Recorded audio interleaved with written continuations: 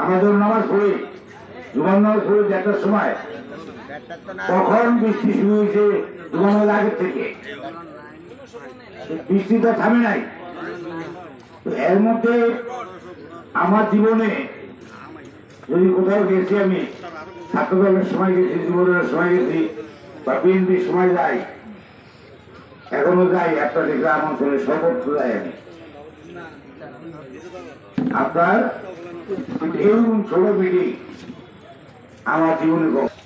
আর এবার 6 নম্বর ওয়ার্ডের সভাপতি নাই, সাধারণ সম্পাদক নাই, এবং জেলা দপ্তর সম্পাদক উনি আপনারা বলে দিছে যে তাদেরকে কার্যসাহিত হবে।